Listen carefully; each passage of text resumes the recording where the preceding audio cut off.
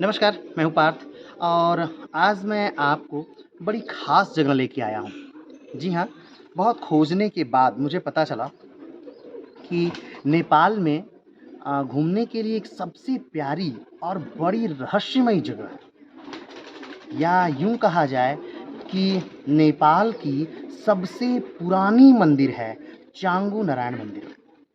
अब ये मंदिर कैसे पुरानी है और कितनी पुरानी है, इसका तो कोई उल्लेख नहीं है, क्योंकि इसमें जो मूर्तियाँ हैं, जो इसमें मूर्तियाँ लगी हैं, वो अलग-अलग काल और अलग-अलग समय की हैं। लेकिन यहाँ की जो जो रहस्य है, उसे मैं समझना चाह रहा था।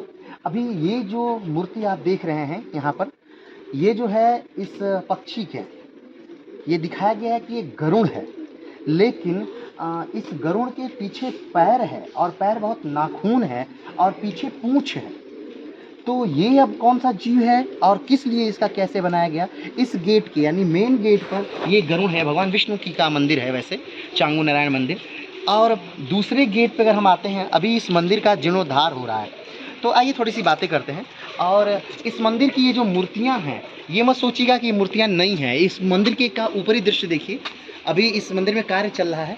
तो ये जो मूर्तियाँ हैं, ये बड़ी ही प्राचीन हैं। कोई 16वीं शताब्दी की हैं, कोई 5वीं शताब्दी की हैं, कोई 3री शताब्दी की हैं, कोई 2री शताब्दी की हैं, कोई 1ली शताब्दी की हैं, कोई बीसी पूर्व है। यानी एक समय की, एक काल विशेष की मूर्तियाँ नहीं हैं। अब आप देख रहे हैं कि पहले गेट पर यहाँ पर था 2 गरुड़ विराजमान थे।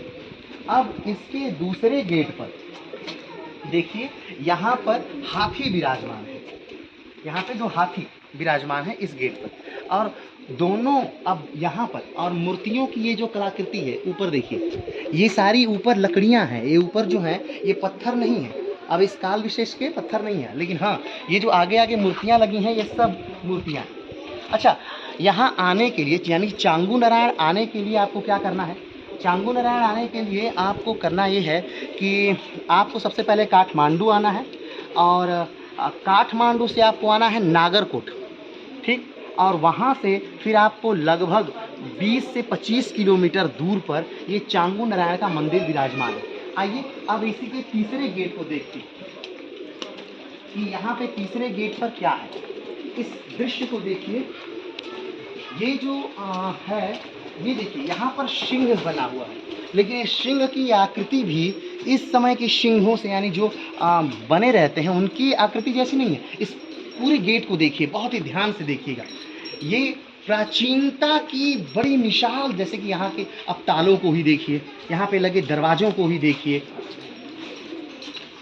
और यहाँ पर मंदिर के फ्रंट गेट पर यहाँ पर विराजमान है गरुड़ देव। और लेकिन अब यहाँ मुझे ये नहीं समझ में आ रहा है कि आखिर गरुड़ देव के गले में सर्प की माला क्यों है। वैसे मैं जल्दी ही इस बातों का पता करके आपको भी बताने का प्रयास करूँगा कि आखिर में ऐसा क्या है। एक गेट पर आपने देखा कि गरुड़ विराजमान है, दूसरे गेट पर आपने देखा हाथी विराजमान है, तीसरे गेट पे आपने देखा शेर विराजमान है, और चौथे गेट पर ये देखिए, ये सिंह की ही आकृति का ये जीव है, लेकिन ये सिंह नहीं है। आकृति जो है इसकी सिंह की ही है, लेकिन यहाँ पर भी ये सिंह नहीं है। तो अब यहाँ पर ये क्या है मुझे नहीं पता, लेकिन फिर भी मैं जल्दी ही इसका रहस्योद्घाटन करूँगा आपके लिए और बताऊँगा कि ये क्या है। हाँ, तो आइए अब इस मंदिर का लोकेशन दूर से लेते हैं और देखते हैं कि दूर से ये मंदिर किस प्रकार से है। अब जैसे जल स्रोत यहाँ निकलने के स्थान पर इनको देखिए,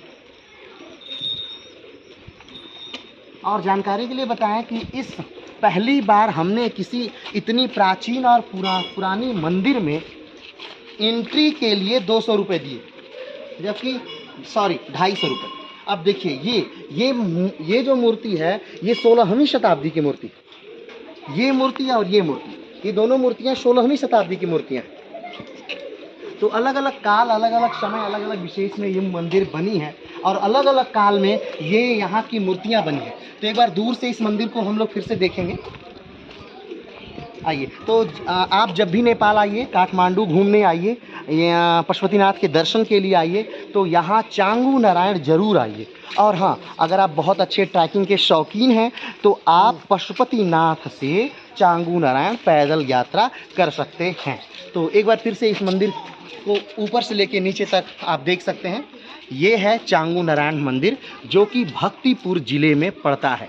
ठीक है, भक्तिपुर जिला में चांगू नारायण मंदिर पड़ता है और चांगू नारायण इस स्थान का भी नाम है चांगूपुर। ठीक है, तो आज के लिए इतना ही। फिर मिलते हैं एक नई रहस्य के साथ, एक नए मंदिर के साथ। तब तक के लिए नमस्कार, धन्यवाद, जय हिंद।